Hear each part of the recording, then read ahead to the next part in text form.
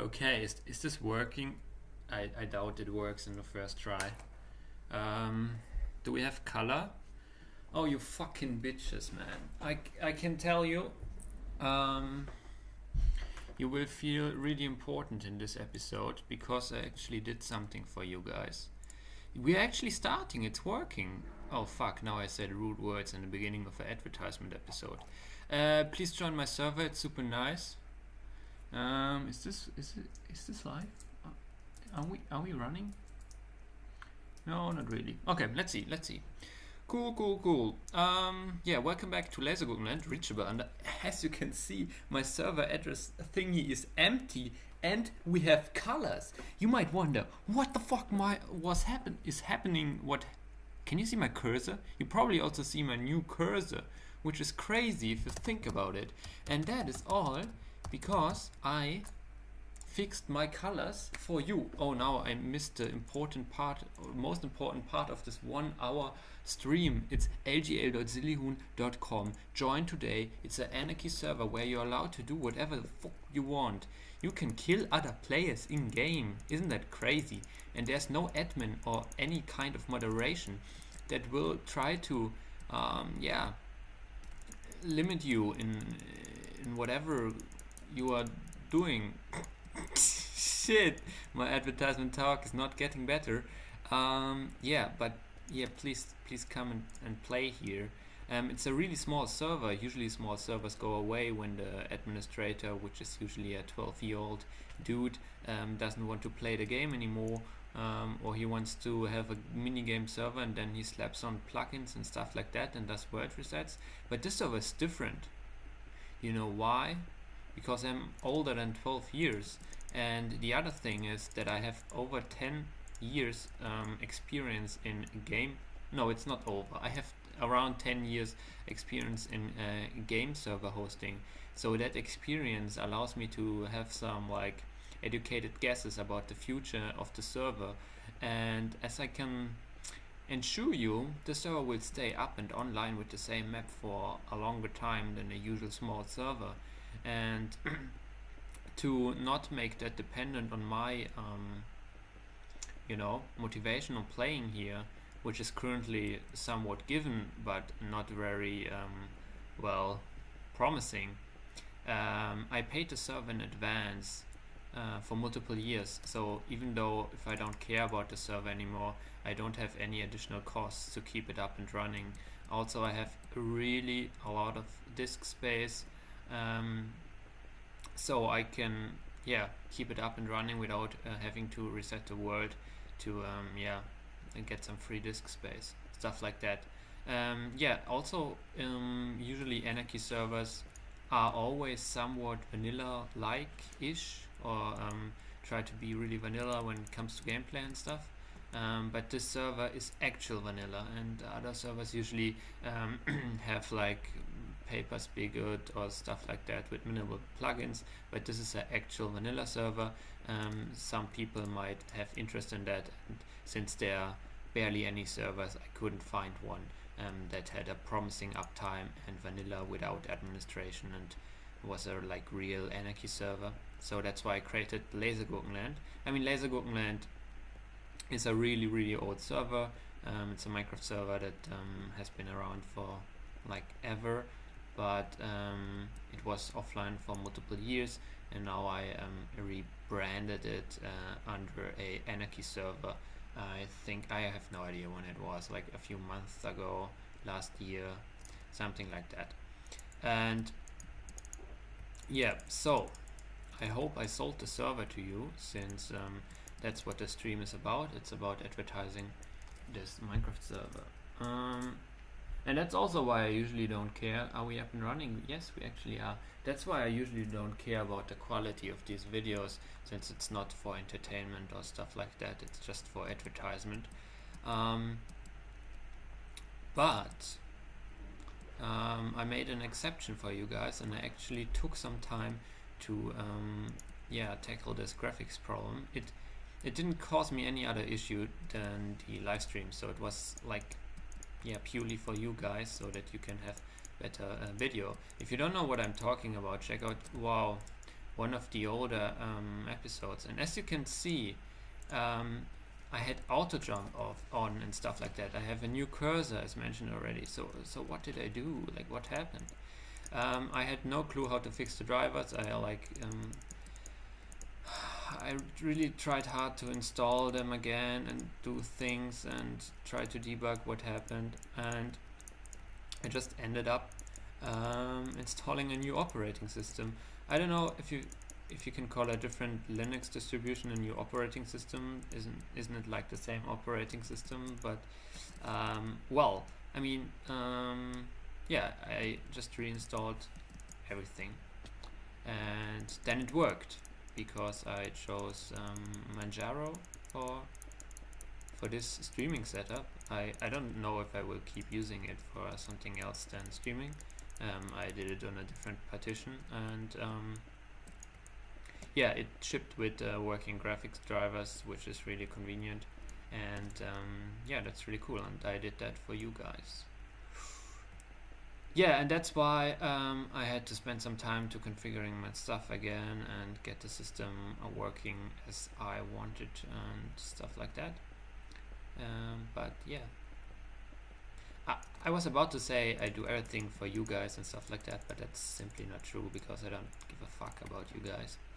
But yeah, I feel super nice right now. Yeah, anyways. So, did I mention everything about how cool the server is and why you should join and play here? Yeah, I guess I did. Cool. That's really nice. So, then we can get started. Yeah, punch a tree. Thinks I'm like a new player who doesn't know how to punch a tree. Playing Minecraft since like 100 years, and I have to punch trees because I reinstalled my operating system. Boy. Yes. So.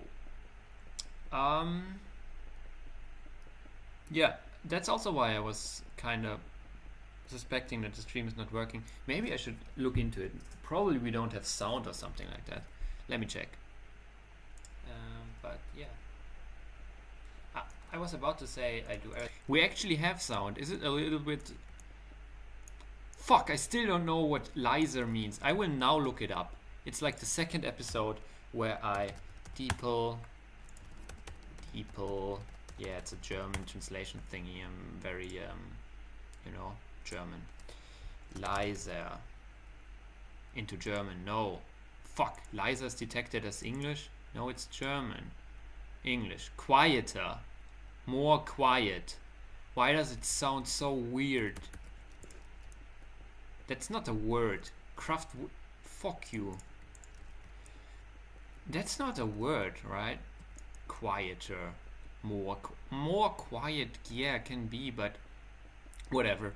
I think you can still hear me and stuff like that. That's fine.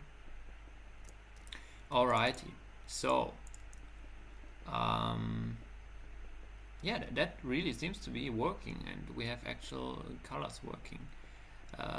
Yeah, I hope my computer doesn't shut down unexpectedly because it's like an untested operating system and stuff like that usually happens. I fixed some bugs already, but yeah, that should be it, I guess. Cool. Yeah, I'm a little bit, in this new environment mood. You probably don't feel it at all, but whatever. Cool. Can I do this? Okay, this is looking good. Alright, so as you might have guessed from the title already, which is the same title as the talk, or like includes the title of the talk that I'm now going to play back. So what does that mean? I usually watch talks while I play on Lasergurkenland. I do that to feel productive and for my own entertainment. But for you it doesn't really make sense because I play it back on a second device and you have really bad audio quality. I mean, more quiet is probably better English than really bad, but yeah, I don't know. Well, That's why I recommend to check out the original talk that I will link in the description. It's uploaded on the media.ccc.de YouTube channel and has the title 36C3 Trust is not an option, how to get to Mars really slow with SCH. Fuck, that's not English. SCH. It's a German sh. I think English doesn't have this crazy letter combination. But if you say slow, that's slow. I don't know how you write slow in English. Well, but the title is slow, it's not slow. So trust is not an option, how to get to Mars really slow. And it's from 2019. Well, the YouTube video was uploaded in 2019, so I highly assume the talk was recorded around that time. You can also watch it on the website of mediaccc.de, and you don't have to be on YouTube to do that, which is a cool thing, and I never do it, and I mention it in every episode. It currently has 5,600 views, and yeah, as I already said, now is your turn to turn off the stream or the re-upload on YouTube and check out the original talk. If you're not interested in the talk, you better play on this Minecraft server. Get your Minecraft Premium Java Edition client, the latest version, and join and fulfill your nasty dreams you ever had about Minecraft, but something limited you, and here you can try hard and try to break out of all the limits. And well, since there are no players, there's no queue, there are no lags and stuff like that, much fun. If you don't want to be alone, bring your friends. Alright, let's go.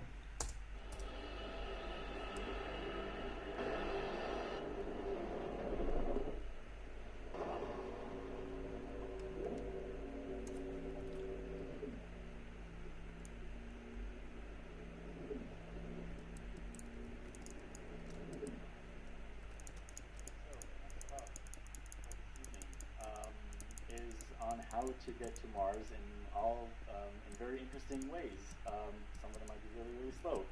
Our next speaker has studied physics and has a PhD in math and is currently working as a mission planner at the German Space Operations Center. Please give a big round of applause to Sven. I remember one comment being, what? We have a German what center? What center? Planner at the German Space Operations Center. He also had to look at his cards again. Space or what? Please be working as a mission planner at the German Space Operations. One comment was, what? We have a space. I can't remember. Shit! Why can't I remember this word? It's so hard to remember for me right now. Mission control. What? We have a mission control in Germany. Wait, that's something different. I'm really embarrassing me here right now. And is currently working as a mission planner at the German Space Operations Center. Space Operations Center, mission planner. That's just too many words for me to remember. Well, the comment was kinda different anyways. What am I talking about? Let's go. Please give a big round of applause to Sven. Thank you. That's why you should read the comments yourself and go check out the original video and don't like just turn off the stream. Just do it.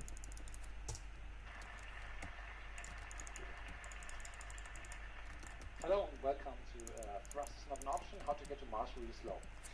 I always thought that you write trust like to trust somebody without H, but the title is trust.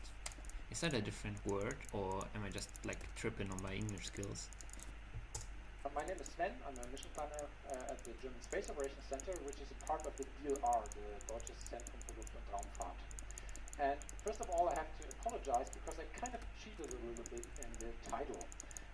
The accurate title would have been Reducing Thrust, How to Get to Mars, or maybe Mercury Really Slow. The reason for this is that I will actually use Mercury as an example quite a few times, and also we will not be able to actually get rid of all the maneuvers that we want to do.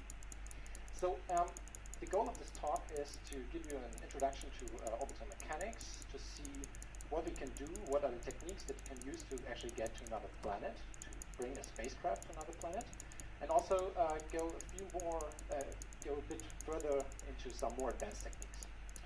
So we will start with gravity and the two-body problem. So this is the basics, the underlying physics that we need. Then we will talk about the two main techniques maybe to get to Mars, for example, the Hohmann transfer What is as flying well as there? gravity assist.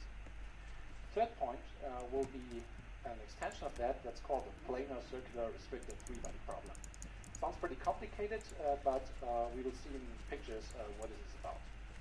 And then we will finally get a taste of certain ways to actually be even better, be even more efficient by looking at what's called ballistic capture and the weak stability boundary. All right, so let's start. First off, we have gravity, and we talk about a two-body problem. So I'm standing here on the stage, and I'm actually being, well, accelerated downwards, right? The Earth actually attracts me, and this is the same thing that happens for any two bodies that have mass. Okay, so they attract each other by gravitational force, and this force will actually accelerate the objects towards each other. Notice that the force actually depends on the distance. Okay, so we don't need to know any details, but in principle, the force gets stronger the closer the objects are. Okay, good. Now we can't really analyze this whole thing in every detail, so we will make a few assumptions. One of them will be that all our bodies, so in particular the Sun, Earth, will actually be points. Okay, so we will just consider points because anything else is too complicated for me. Also, all our satellites will actually be just points. One of the reasons is that, in principle, you have to deal with the attitude of the satellite. So, for example, a solar panel needs to actually point towards the Sun. Of course, that's complicated, so we will skip this for this talk. Third point is that none of our planets will have an atmosphere, so there won't be any friction anywhere in space. And the fourth point is that we will mostly restrict to movement within the plane, so we only have like 2 dimensions during this talk. And also I will kind of forget about certain planets and other masses from time to time. Okay. I'm mentioning this because I do not want you to go home this evening, start planning your own interplanetary mission, then maybe building your spacecraft tomorrow, launching in 3 days, and then a week later I get an email, hey, this didn't work. I mean, what did you tell me? Okay, so if you actually want to do this at home, don't try this just now, but please consult your local flight dynamics department. They will actually supply you with the necessary details. All right. So, what's the two-body problem about? So in principle, we have some body, the Sun, and the spacecraft that is being attracted by the Sun. Now the Sun is obviously much heavier than the spacecraft, meaning that we will actually neglect the force that the spacecraft exerts on the Sun. So instead the Sun will just be like, it will be at some place, might move in some way, or a planet, but we only care about the spacecraft in general. Furthermore, notice that if you specify the position and the velocity of the spacecraft at some point, then the gravitational force will actually determine the whole path of the spacecraft for all time. Okay, so this path is called the orbit, and this is what we are talking about. Yeah, so we want to determine orbits. We want to actually find ways how to efficiently change orbits in order to actually reach Mars, for example. There's one other thing that you may know from your day-to-day life. If you actually take an object and you put it high up and you let it fall down, then it will accelerate. Okay, so one way to actually describe this is by looking at the energy. Yeah? There is a kinetic energy that's related to movement, to velocity, and there is a potential energy which is related to this gravitational field. And the sum of those energies is actually conserved. This means that when the spacecraft moves, for example, closer to the Sun, then its potential energy will decrease, and thus the kinetic energy will increase. So it will actually get faster. So you can see this, for example, here we have two bodies that rotate around their center of mass, and if you're looking careful, when they actually approach each other, then they are quite a bit faster. Okay, so this is important to keep in mind. All right, so how do spacecrafts actually move? So we will now actually assume that we don't use any kind of engine, no thruster. We just Oh, it's a different word. A thruster. What is it? There are essentially three types of orbits that we can have. One of them are hyperbolas. So this case happens if the velocity is very high, because those are not periodic solutions, they're not closed. So instead, our spacecraft kind of approaches the sun or the planet in the middle, the center. From infinity, it will kind of turn, it will change its direction, and then it will leave again to infinity. Another orbit that may happen as a parabola, this is kind of similar. Actually, we won't encounter parabolas during this talk, so I will skip this. And the probably most common orbit that we all know are ellipses, in particular circles, because, well, we know that the Earth is actually moving around the sun approximately in a circle. Okay, so those are periodic solutions. They are closed, and in particular, they are such that if a spacecraft is on one of those orbits and it's not doing anything, then it will forever stay on that orbit. Okay, in the two-body problem. Yeah. So now the problem is we actually want to change this, so we need to do something. Okay, so we want to change from one circle around the sun, which corresponds to the Earth orbit, for example, to another circle around the sun, which corresponds to the Mars orbit. And in order to change this, we need to do some kind of maneuver. Okay, so this is an actual picture of a spacecraft. And what the spacecraft is doing is emitting some kind of particles in some direction. Yeah, they have a mass n. Those particles might be gases or ions, for example. And because these gases or these emissions, they carry some mass, they actually have some momentum due to conservation of momentum. This means that the spacecraft actually has to accelerate in the opposite direction. Okay, so whenever we do this, we will actually accelerate the spacecraft and change the velocity. And this change of velocity is denoted by delta v. And delta v is sort of the basic quantity that we actually want to look at all the time, okay? Because this describes how much thrust we need to actually apply in order to change our orbit. Now, unfortunately, it's pretty expensive to apply a lot of delta V. This is due to the Tsiolkovsky rocket equation. So the fuel that you need in order to reach or to change your velocity based on delta V, this depends essentially exponentially on the target delta V. So this means we really need to take care that we use as few delta V as possible in order to reduce the needed fuel. There's one reason for that is, well, we want to maybe reduce costs, because then we need to carry less fuel.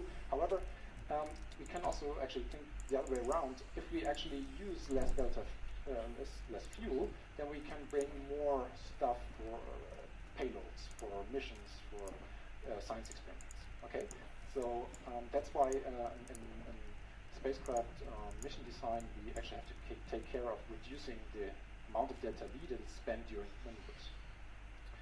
So let's see, what can we actually do? So one example of a very basic maneuver is actually to, sort of raise the orbit. So imagine you have a spacecraft in a circular orbit around, for example, Sun here. Then you might want to, raise the orbit in the sense that you make it more elliptic and reach higher altitudes. Okay, and for this, you just accelerate in the direction that you're flying. So you apply some delta V, and this will actually change the form of the ellipse. Okay, so that's a very common scenario. Another one is if you approach a planet from very far away, then you might have a very high relative velocity, such that with respect to the planet, you're on a hyperbolic orbit. Okay, so you would actually leave the planet. However, if this is actually your target planet that you want to reach, then of course you have to enter orbit, you have to somehow slow down. So the idea here is that when you approach the closest point to the planet, for example, then you actually slow down. So you apply delta V sort of the opposite direction and change the orbit to something that you prefer, for example, an ellipse, because now you will actually stay close to the planet forever. Okay. Boy. Reality would be a two-body problem. Okay, so let's continue. Now we actually want to apply this knowledge to getting, for example, to Mars. Let's start with Hohmann transfers. Mars and Earth both, revolve around the Sun in pretty much circular orbits, and our spacecraft starts at the Earth. So now we want to reach Mars. How do we do this? Well, we can apply what we just said. So we accelerate when we are at the Earth orbit, such that our orbit touches the Mars orbit on the other side.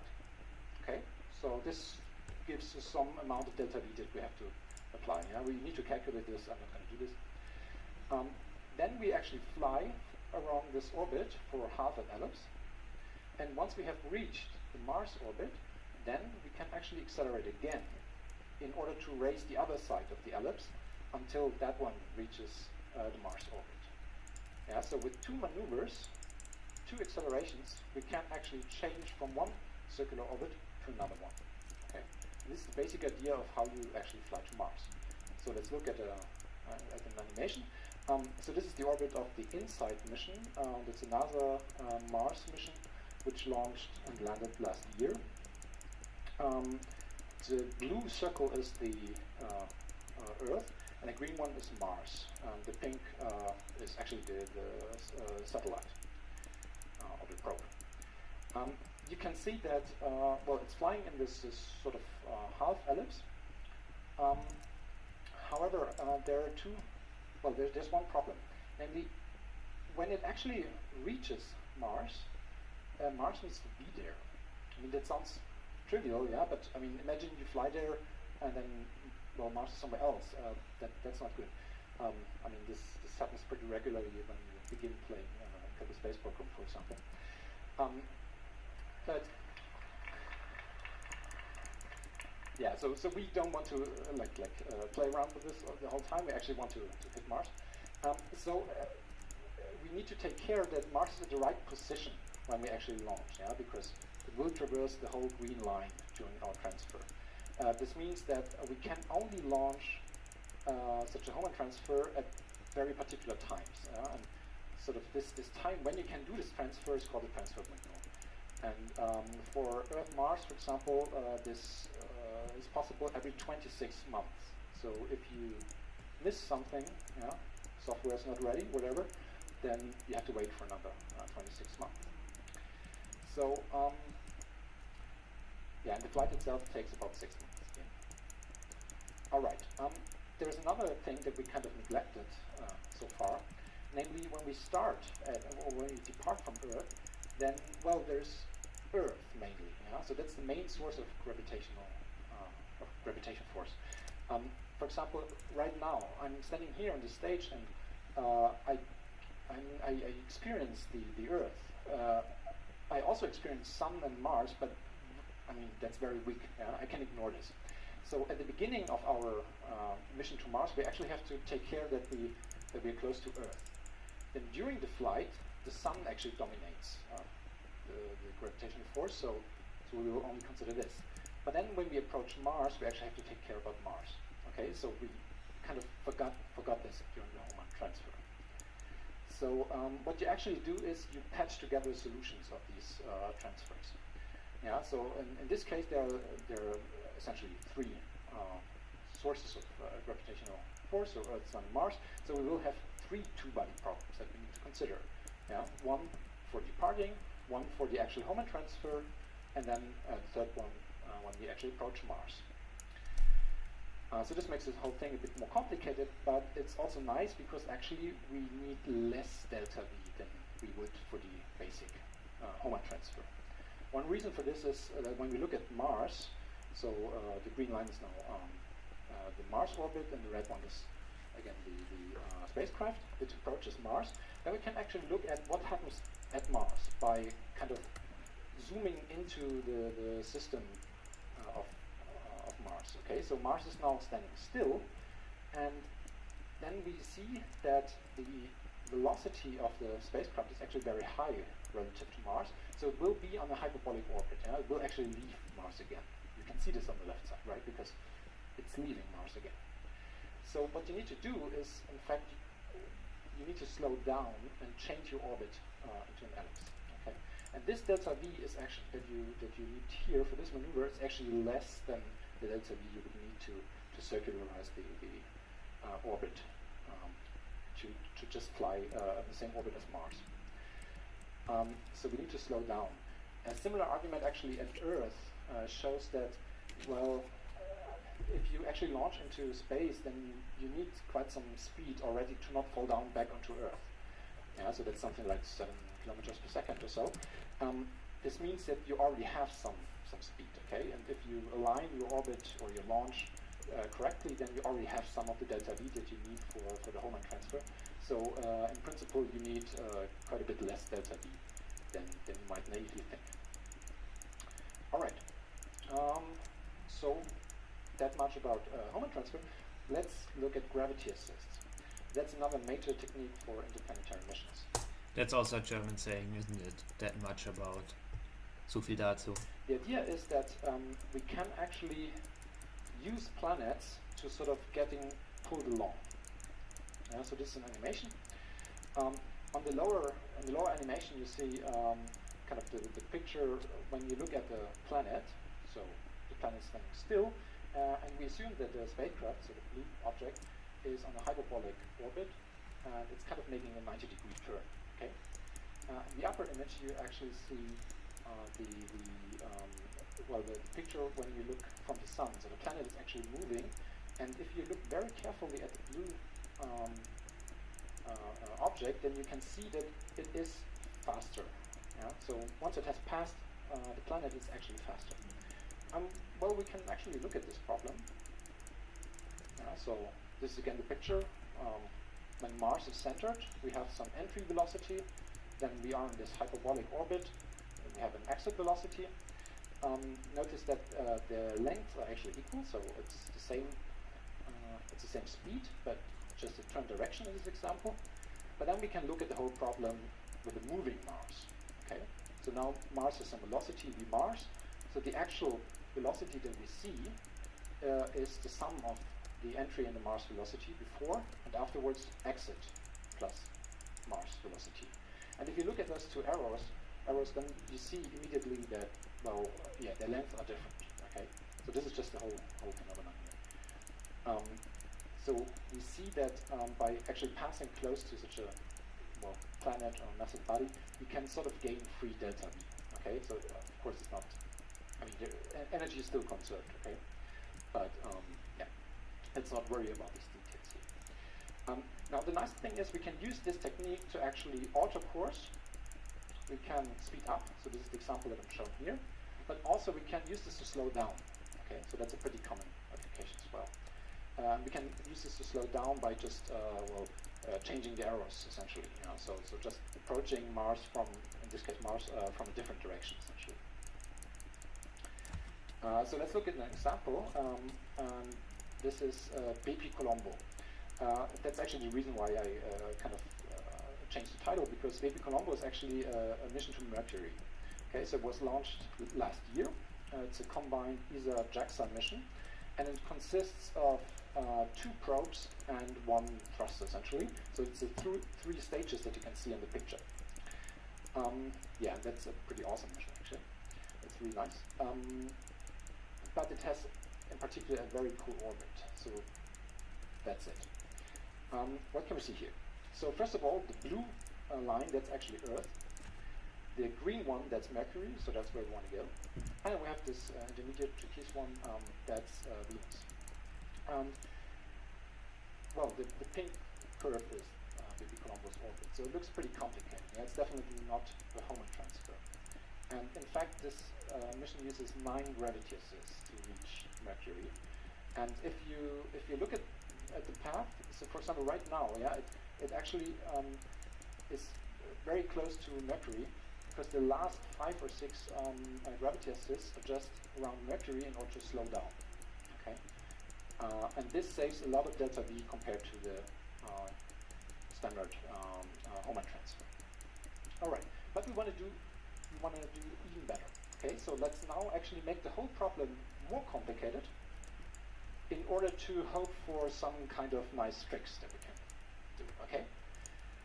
So now we will talk about a planar circular restricted three-body problem.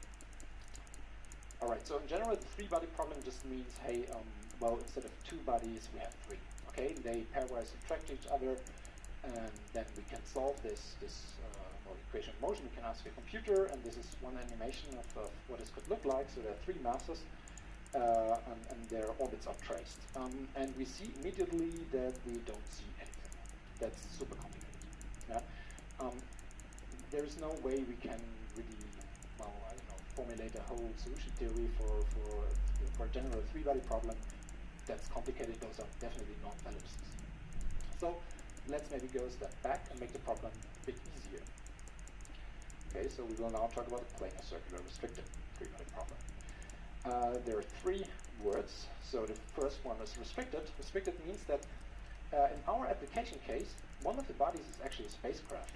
Spacecrafts are much lighter than, for example, Sun and Mars, meaning that we can actually ignore the force that the spacecraft exerts on Sun and Mars. Okay, so we will actually consider Sun and Mars to be independent of the spacecraft. Okay, so in total we only have like two gravitational forces now acting on the spacecraft. Yeah? So we neglect sort of this other force. Also, we will assume that the whole problem is what's called circular. So we assume that Sun and Mars actually rotate in circles around their center of mass.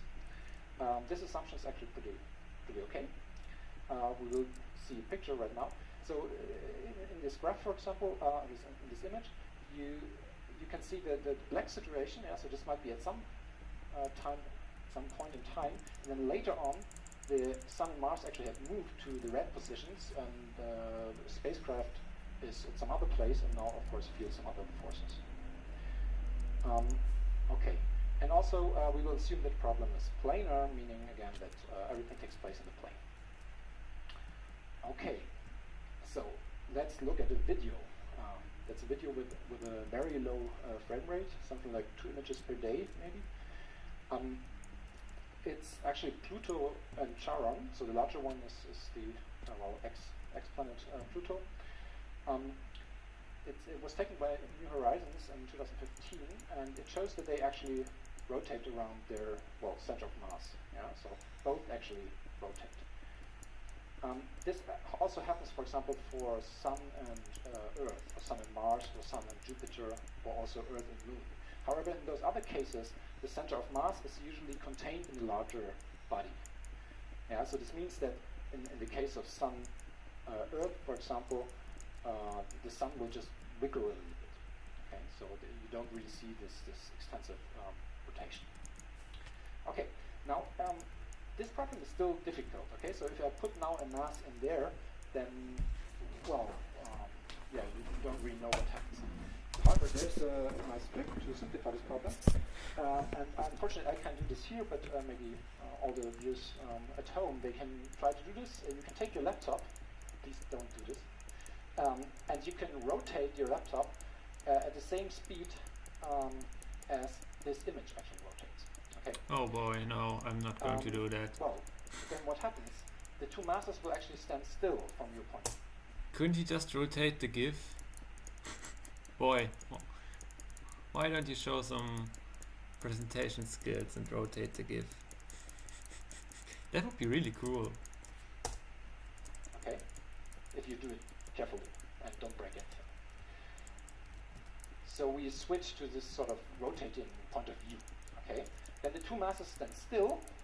We still have the two gravitational forces towards Sun and Mars, but because we kind of look at it from a rotated or from a moving point of view, we get two new forces. Those forces you know, yeah. So the centrifugal force is of course the one that, for example, you have when you play with, some children or so, yeah, and they want to be pulled in a circle very quickly, and then they start flying, yeah, and that's pretty cool. But here we actually have this force acting on the spacecraft, okay? And also there is the Coriolis force, which is a bit less known. This depends on the velocity of the spacecraft, okay? So if there's no velocity in particular, then there will not be any Coriolis force. So our new problem actually has 4 forces, okay? But the advantage is the Sun and Mars actually are standing still, so we don't need to worry about their movement. Okay, so now how does this look like? Well, this might be an example for an orbit. Well, that looks still pretty complicated. I mean, this is something that you can't have in a two-rabbit problem. It has these weird wiggles. I mean, they're not really corners. It actually kind of switches from Sun to Mars, yeah, so it stays close to Sun for some time and then it moves somewhere else, so that's still pretty complicated. I don't know, maybe some of you have read the book, The Three-Body Problem, yeah, so there, for example, the 2 masses might be a binary star system, okay, and then you have a planet that's actually moving along such an orbit, okay. That looks pretty bad. So in particular, the seasons might be somewhat messed up. Yeah, so this problem is in fact, in a strong mathematical sense, chaotic. Okay, so chaotic means something like if you start with very close initial conditions and you just let the system evolve, then the solutions will look very, very different. Okay. So it's like a hash function, chaotic? Is it right? Man, I'm so smart and understanding stuff. Yeah, but it really sounds like. So you can say if somebody invented a bad hash function, you can say, well, that's not very chaotic, so that's not good. I'm such a nerd, sorry guys. It really happens here, which is good. All right, so one thing we can ask is, well, is it possible that if we put a spacecraft into the system without any velocity, is it possible that all the forces actually cancel out? And it turns out, yes, this is possible, and those points are called Lagrangian points. So if we have 0 velocity, there's no Coriolis force, so we have only these 3 forces.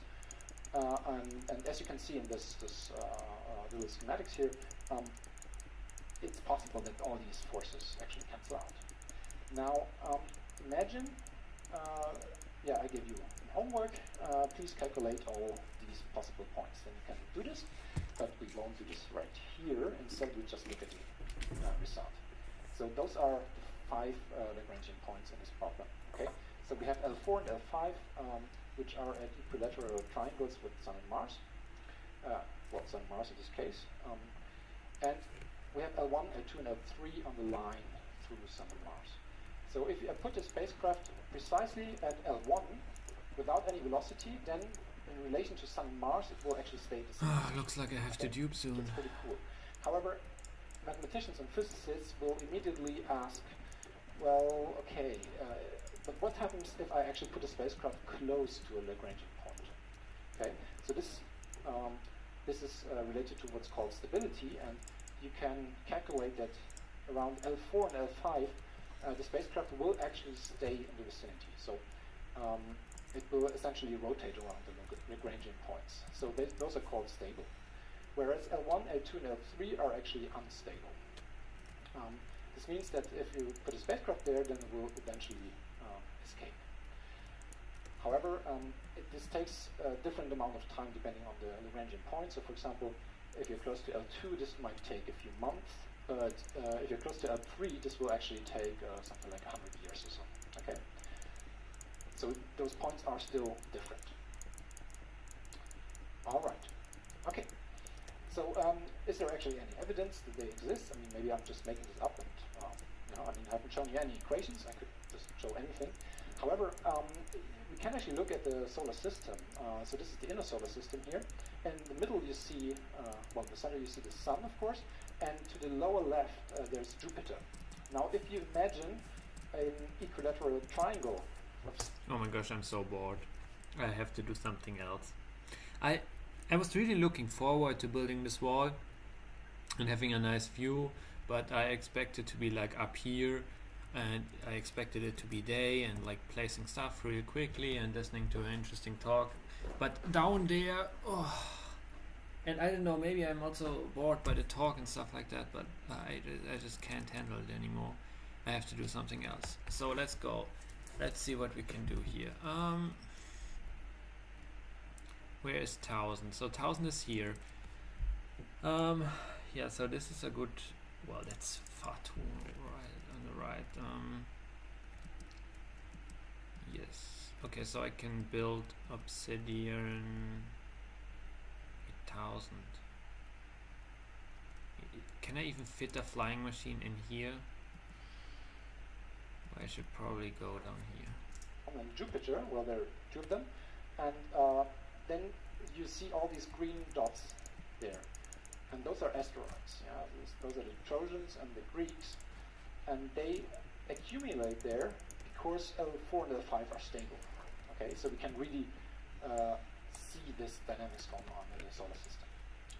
However, there's also various other applications of Lagrangian points. So in particular, you might want to put a space telescope somewhere in space, of course, in such a way that the sun is not blinding you. Well, there's Earth, of course, so if we can put the spacecraft behind Earth, then we might be in the shadow. And this is the Lagrangian point L2, which is the reason why this is actually being used for space telescopes, such as, for example, this one. However, it turns out so L2 is unstable, so we don't really want to put the spacecraft just there, but instead we put it in a closed orbit close to L2. This particular example is called a halo orbit, and it's actually not contained in the planes. I'm cheating a little bit. So on the right-hand side, in the animation, you actually see the orbit from the side. So it actually leaves the plane. The blue dot is Earth, and on the left-hand side, you see the actual orbit from the top. So it's rotating around this place. Okay, so that's the James Webb Space Telescope. By the way, you can see in the animation it's supposed to launch in 2018. That didn't work out, unfortunately. But yeah, stay tuned. Another example that has become pretty famous recently is the Chinese Picao relay satellite. This one sits at the Earth-Moon L2 Lagrange point, and the reason for this is that the Chinese wanted to, or actually did, land the Chang'e 4 moon lander on the backside of the moon. And in order to stay in contact, radio contact with the lander, they had to put a relay satellite behind the moon, which they could still see from Earth. And they chose some similar orbit around L2. Okay. So let's now go to some other more advanced technique, ballistic capture. Right, okay. So this whole business sort of started with a mission from the beginning of the 1990s. That's the Heaton mission. So that was a Japanese moon probe, consisted of a probe which had a small orbiter inside, which was separated, and then it was supposed to actually enter orbit around the moon. Unfortunately, it missed its maneuver, so it didn't apply enough delta V, so it actually flew off, and the mission was sort of lost at that point because Heaton itself, so the main probe, did not have enough fuel to reach the moon. All right, that's of course a problem. Yeah, I mean it's a risk you have to take, and they were probably pretty devastated. However, there were two people from JPL NASA who actually heard about this, the Brunner and Miller, and they were working on strange orbits, those ballistic capture orbits, and they actually found one for the Heaton probe. They sent this to the Japanese, and they actually used that orbit to get the Heaton probe to the moon. And it actually arrived in October 1991. And then it could do some science, maybe some different experiments, but it actually arrived there. However, the transfer took quite a bit longer. So a normal moon transfer takes like 3 days or so, but this one actually took a few months. All right. And the reason for this is that it looks pretty weird. So this is a picture of the orbit, or a schematic picture. You can see the Earth, they're in the middle, sort of, and the moon a bit to the left. The L2 is the Lagrangian point of the Sun-Earth system. Okay, so it's pretty far out, and you can see that the orbit sort of consists of two parts. First, it leaves Earth and it flies far beyond the Moon. Yeah, so somewhere completely different towards some other Lagrangian point that's really far away. Then it does some weird things, and in the upper part of the picture, there it actually does a maneuver. So we apply some thrust, some delta V, to change on a different orbit, and this orbit led the probe directly to the Moon, where it was essentially captured for free. Okay, so it just entered orbit around the Moon. And this is of course not possible in the two-body problem, but we may find a way for doing this in the three-body problem. Okay. So what do you mean by capture? Now we have to sort of think a bit more abstractly. The idea is, well, we have Sun and Mars, and we have a spacecraft that flies in this three-body problem. So the red orbit is actually the orbit of the spacecraft. Now, at any point in time, we may decide to just forget about the Sun. Okay, so instead we consider the two-body problem of Mars and the spacecraft. Okay, because at this point in time, the spacecraft has a certain position relative to Mars and a certain velocity. So this determines its orbit in the two-body problem. Usually, it would be very fast. So it would be on a hyperbolic orbit, which is denoted by the dashed line, okay, or dashed curve. So usually, you happen to be on a hyperbolic orbit. But of course, the orbit's only an approximation, because in the three-body problem, the movement is actually different.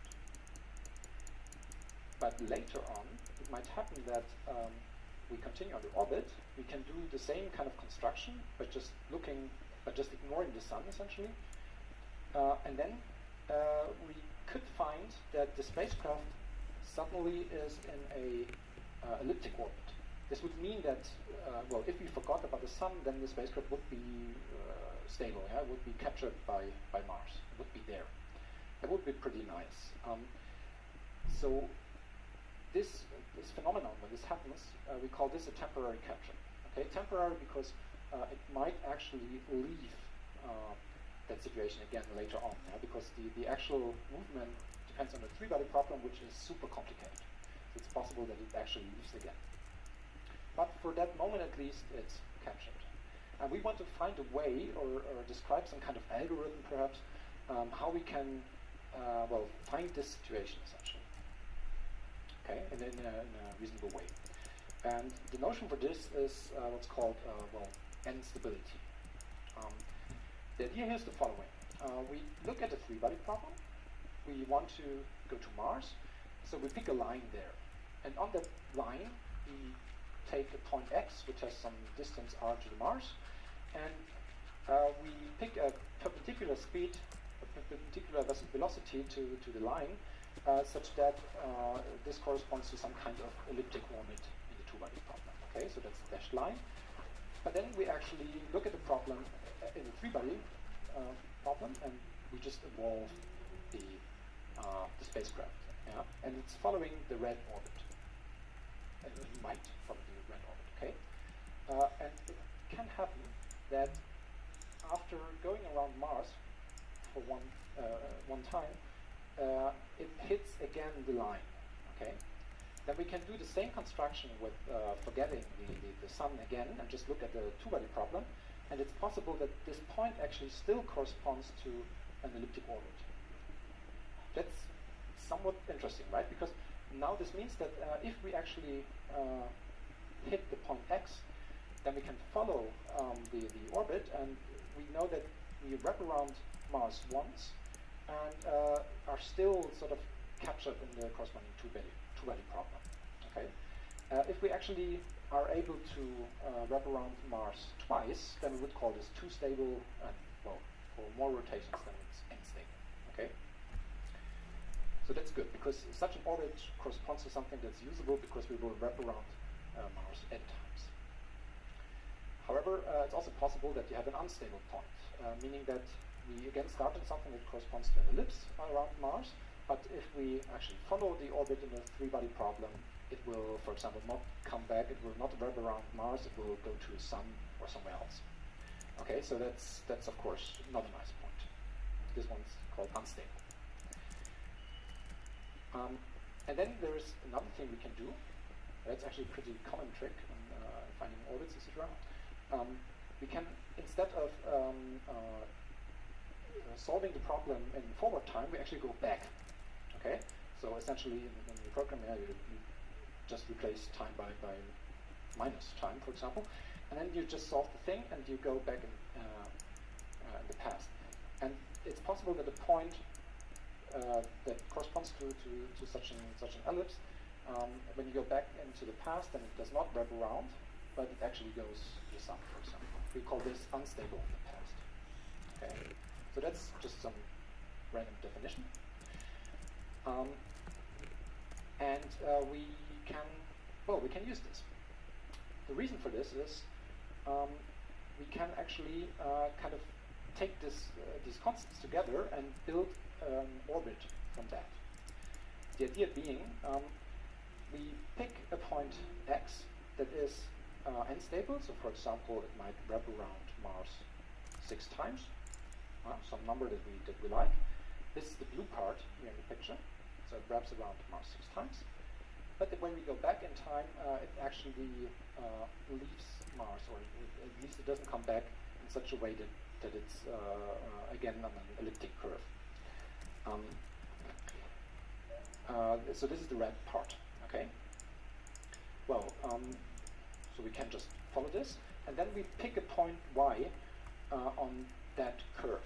Okay, so this one will be pretty far away from Mars, or I can choose it. Well, and then we sort of use a Hohmann transfer to get from Earth to that point y. Okay, so our orbit actually consists of 3 parts now. Okay, so we have the Hohmann transfer, but it's not actually aiming for Mars. It's actually aiming for the point y. Then there we do a maneuver because we want to switch onto this red orbit. Okay, and then this one will bring us to the point x, where we know, because it was constructed in this way, that the spacecraft will continue to rotate around Mars, for example, 6 times. Okay, so in particular at x there's no maneuver taking place. Okay, so that's a possible mission scenario. The way this is done then usually is you kind of you calculate these points x that are suitable for doing this. Okay, so they have to be stable and unstable in the past at the same time, so you have to find them, and there's a lot of numerical computations involved in that. But once we have this, you can actually build these orbits. Okay, so let's look at an actual example. So this is for Earth Mars. On the left, you see the 2 circular orbits of Earth and Mars, and on the right you see the same orbit, but from a point of view centered around Mars. Okay, and the colors correspond to each other. So the mission starts on the left side by doing a Hohmann transfer. So that's the black line starting at Earth and then hitting the point which is called XC here. So that's the Y that I had on the other slide. So this is this point y or xc here is pretty far away still from Mars. There we do a maneuver and we switch onto the red orbit, which brings us to the point x, closer to Mars. After which we will actually start rotating around Mars. The point x is actually at the top of this picture. Okay. And then on the right you can see. You can see the orbit, and it's looking pretty strangely. Yeah? So the red orbit is when we kind of the capture orbit, our way to actually get to Mars. And then, if you look very carefully, you can count. We actually rotate around Mars 6 times. Okay. Now during those 6 rotations around Mars, we could do experiments. Yeah? So maybe that is enough for whatever we are trying to do. Okay. However, if we want to stay there, we need to actually execute another maneuver. Okay, so to actually stay around Mars. And I mean, the principle looks nice, but of course we have to do some calculations. We have to find some ways to actually quantify how good this is. And it turns out that there are a few parameters that you can choose. So in particular, the target point X, this has a certain distance that you're aiming for at around Mars. And it turns out that this procedure here, for example, is only very good if this altitude, this distance R, is actually high enough. If it's high enough, then you can save, in principle, up to 23% of the delta V, which is enormous. So that would be really good. However, in reality, it's not as good usually. Yeah, and for certain lower distances, for example, you cannot save anything. So there are certain trade-offs to make. However, there's another advantage. Remember this point Y. We chose this along this capture orbit, along the red orbit. And the thing is, we can actually choose this freely. This means that our Hohmann transfer doesn't need to hit Mars directly when it's there, so it doesn't need to aim for that particular point. It can actually aim for any point on that capture orbit. This means that we have many more Hohmann transfers available that we can actually use to get there. This means that we have a far larger transfer window. Okay, so we cannot just start every 26 months, but now with this technique we could actually launch well, quite often. However, there's a little problem. If you look at the graph carefully, then you may have seen that the red orbit actually took like 3/4 of the rotation of Mars. This corresponds to roughly something like 400 days. Okay, so this takes a long time. So you probably don't want to use this with humans on board because they have to actually wait for a long time. But in principle, there are ways to make this shorter. So you can try to actually improve on this. But in general, it takes a long time. So let's look at a real example for this. Again, that's baby Colombo. The green dot is now Mercury, so this is kind of a zoom of the other animation. And the purple line is the orbit. And yeah, it looks strange. So the first few movements around Mercury, they are actually the last gravity assists for slowing down. Okay, and then it actually starts on the capture orbit. Yeah, so now it actually approaches Mercury. So this is the part that's sort of difficult to find, but which you can do with the stability. And once the animation actually ends, this is when it actually reaches the point when it's temporarily captured. So in this case, this is at an altitude of 180,000 kilometers, so this is pretty high up above Mercury, but it's enough for the mission. Okay, and of course then they do some other maneuver to actually stay around Mercury.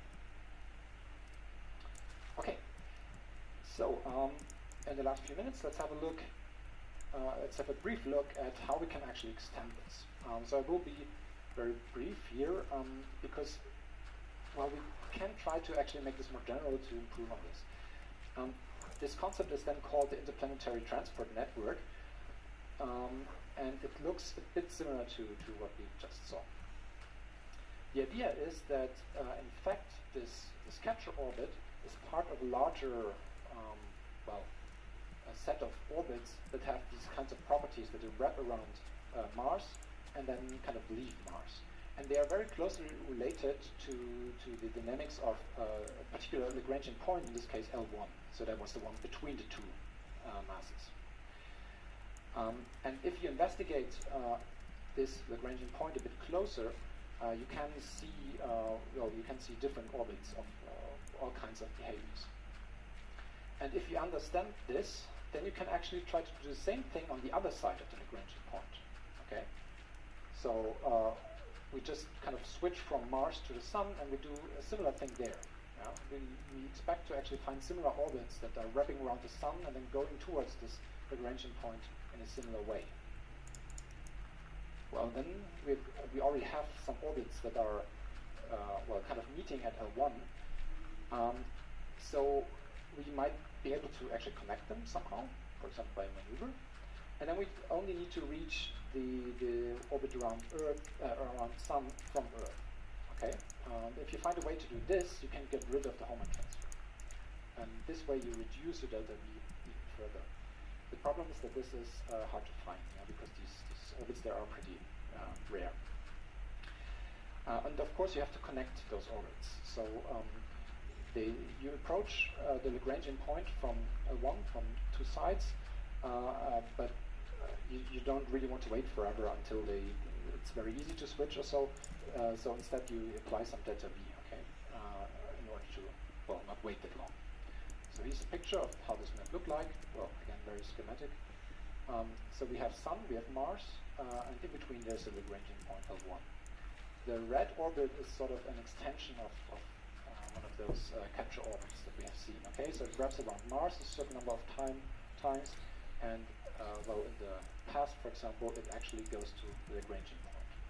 I didn't explain this, but in fact there are many more orbits around L1, closed orbits, but they are all unstable.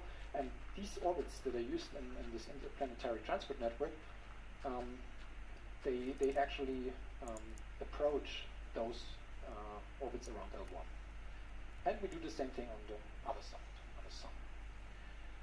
And then the idea is, okay, well, we take these orbits, we connect them, and when we are on the black orbit around L1, we actually apply some maneuver, we apply some delta V to actually switch from one to the other. And then we have sort of a connection of how to get from Sun to Mars. So we just need to do a similar thing again for Earth to this particular blue orbit around the Sun. Okay, so that's the general procedure, but of course it's difficult, and in the end you have to do a lot of numerics because, yeah, as I said at the beginning, this is just a brief overview. It's not all the details. Please don't launch your own mission tomorrow. Okay, so with this, I want to thank you, and I'm open to questions.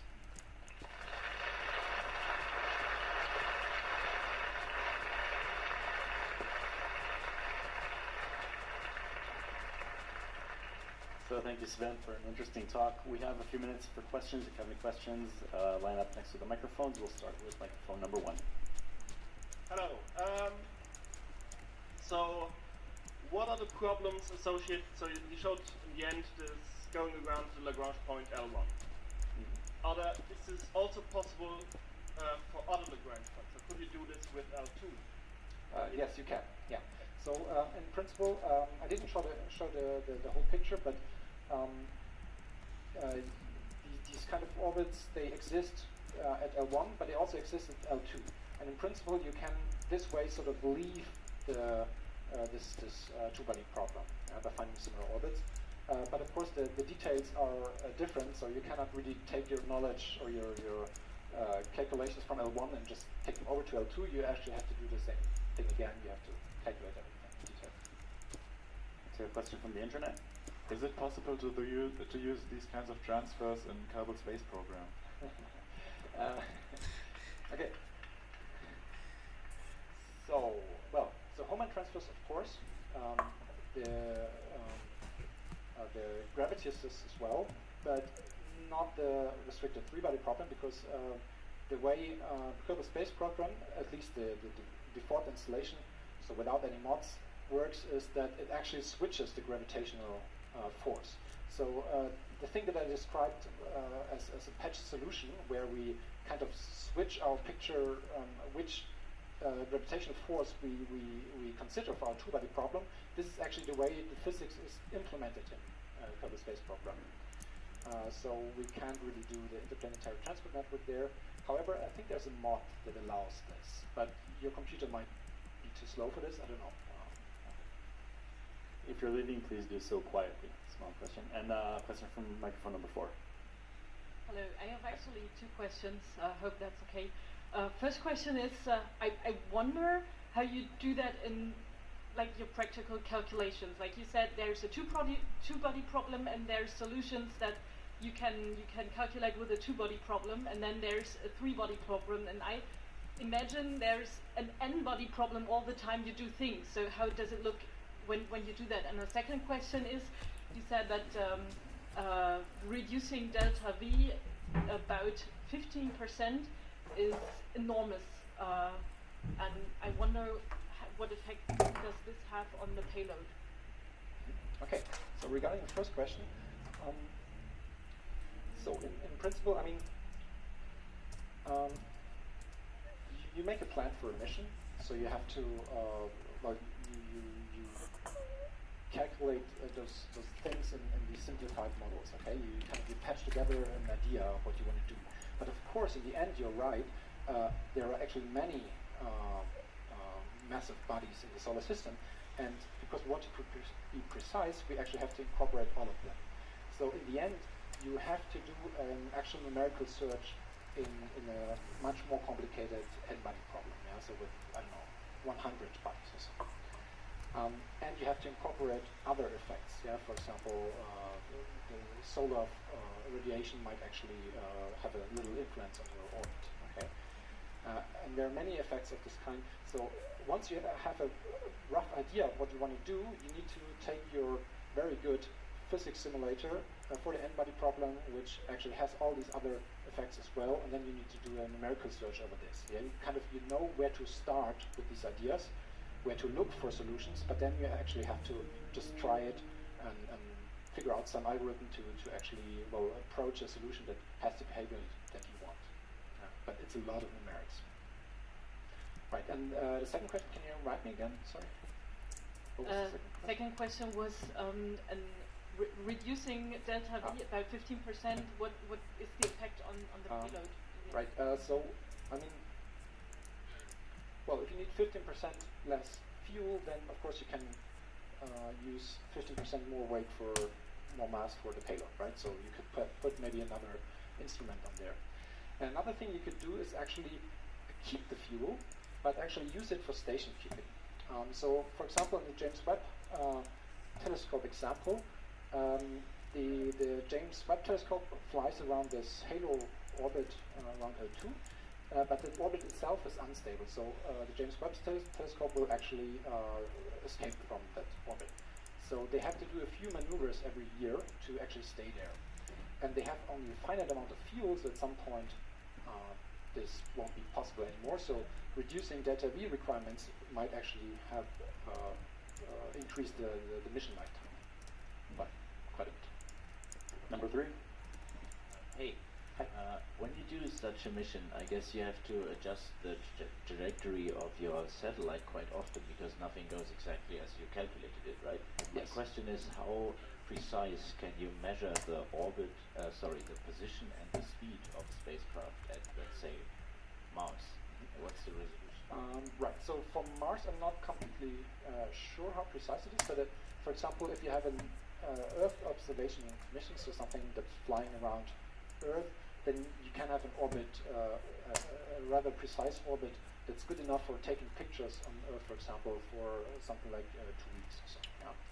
So you can measure the orbit well enough and calculate the future with something like 2 weeks in the future. Okay, so that's good enough.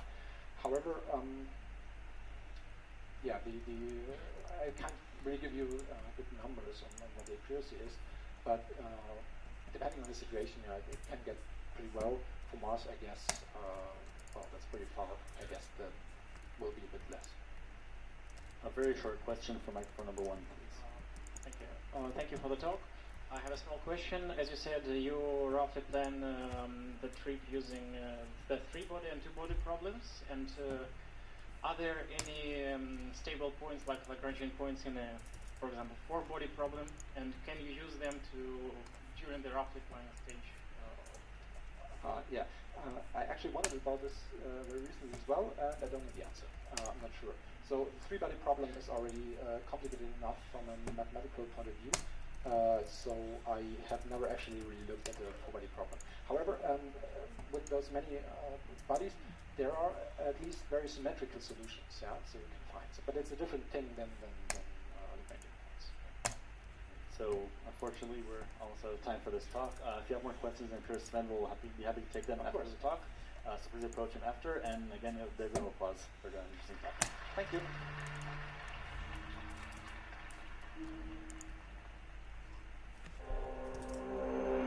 So that's it